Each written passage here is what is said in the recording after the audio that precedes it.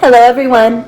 Today I'm going to tell you a little bit about another awesome integration strategy called line by line. This is another great integration strategy to get your students moving, thinking creatively, and, of course, working together to better understand a certain idea. Let's get started! Now, this strategy is specifically targeted at analyzing text or literature of some sort. That may be a chapter of a book, a short story, an essay, or maybe even poetry, song lyrics, or a math word problem. The first couple of steps on the strategy card read, choose your text and break it into segments, and divide your students into small groups and give each group one segment of text. Most likely you've already decided on a text for your class to focus on. I find that this strategy works smoothest when the teacher has already broken the text into segments, maybe even having already divided it up or even printed it out to assign to each group. How you choose to segment your text is totally up to you, but generally, these segments should not be too long. A few lines at most is a great place to start. This could be a paragraph, a stanza, or just a segment of text that embodies a specific idea. Next, the strategy card says, as a group, they choose movement for each line of the text that represents what's going on in the text. The movement should last for the entire line and connect to the next movement. So for this activity, a line may be a full line of a poem or a full sentence of a given text. For each line of the text, students will come up with a movement that embodies that line, and they must do that movement for the whole reading of the line. Encourage your students to get creative with their movements and the way they interpret the text with their bodies, rather than just pantomiming everything. The card suggests that students remember your best elements, which are body, energy, space, and time, to create meaningful, interesting movements.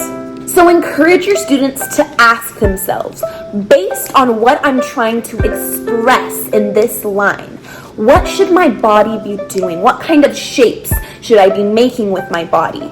Should I be using sharp energy or smooth energy? Should I be moving in self-space or general space? How much space should my body be taking up? And should I move quickly or slowly? Next, the card reads, one person reads the entire text while the students perform.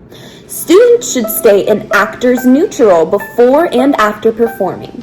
Hint, place the students in groups in the round in order of their text. This allows them to anticipate when they will perform.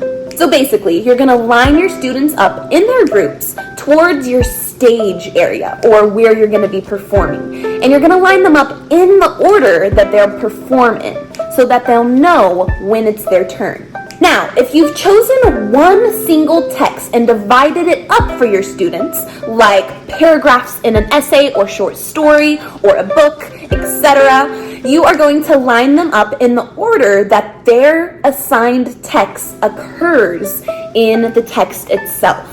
However, if you've given each group a single text to focus on, for example, a math word problem or a haiku or short poem, you can put them in any order you choose. Once you've gotten everyone lined up in their correct order and everyone is clear about what's going on, one person, most likely the teacher, will begin reading the text continuously as the accompaniment for the movement. Try to read slowly as to not overwhelm your students too much. As the students hear their text being read, they should be at the front of the line at that point if they're lined up in the correct order. And as they hear their text, they'll perform their movement for each line of that text. Once their section of text has been completed, they head off of the stage area, back to their desks or wherever you've indicated the audience members will be seated, and observe the rest of the performances. This strategy can be used in a virtual setting in a couple of different ways.